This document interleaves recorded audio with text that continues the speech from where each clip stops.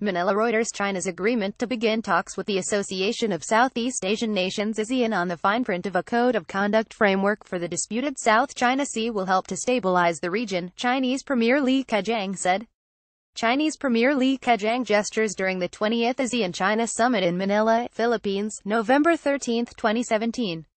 REUTERSLinus Escandor IIPool. China's greatest hope is for peace and stability in the South China Sea, Li told ASEAN leaders in Manila.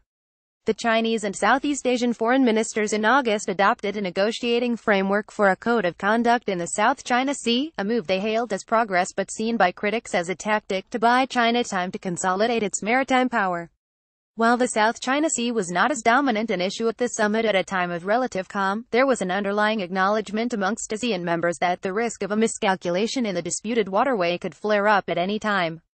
List, addressing ASEAN leaders during a summit in the Philippines capital Manila on Monday, said there was a consensus on moving forward and to try to peacefully resolve the issue.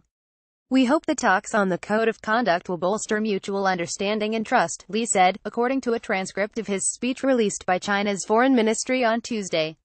He added that he hoped this would be a stabilizer for the region, while pledging that China would firmly safeguard the freedom of navigation and overflight in the strategic waterway where $3 trillion worth of goods passes every year.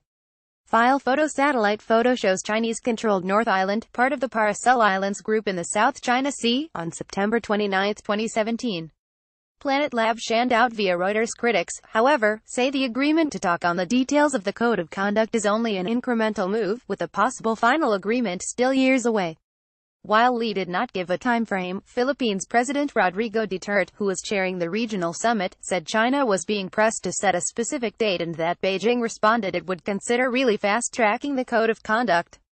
"China has graciously agreed to a code of conduct, and it binds itself to the agreement," Duterte said. File photo. Satellite photo shows Chinese-controlled Tree Island, part of the Paracel Islands group in the South China Sea, on October 12, 2017. Planet Lab shanned out via Reuters. The framework seeks to advance a 2002 Declaration of Conduct of parties in the South China Sea, which has mostly been ignored by claimant states, particularly China, which has built 7 man-made islands in disputed waters, 3 of which are equipped with runways, surface-to-air missiles and radars.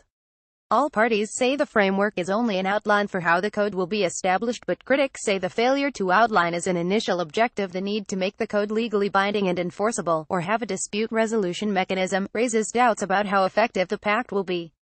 Signing China up to a legally binding and enforceable code for the waterway has long been a goal for claimant members of ASEAN, some of which have sparred for years over what they see as China's disregard for their sovereign rights and its blocking of fishermen and energy exploration efforts. Malaysia, Taiwan, Brunei, Vietnam and the Philippines all claim some or all of the South China Sea and its myriad shoals, reefs and islands. China claims most of the waterway and has been aggressively building and militarizing artificial islands. China's official news agency Xinhua said in a commentary that the pact to hold consultations on the code of conduct was a new starting point to jointly build a sea of peace, stability and prosperity. Additional reporting by Karen Lemma and Manny Mogato in Manila. Editing by Angus McSwan. Standards. The Thomson Reuters Trust Principles.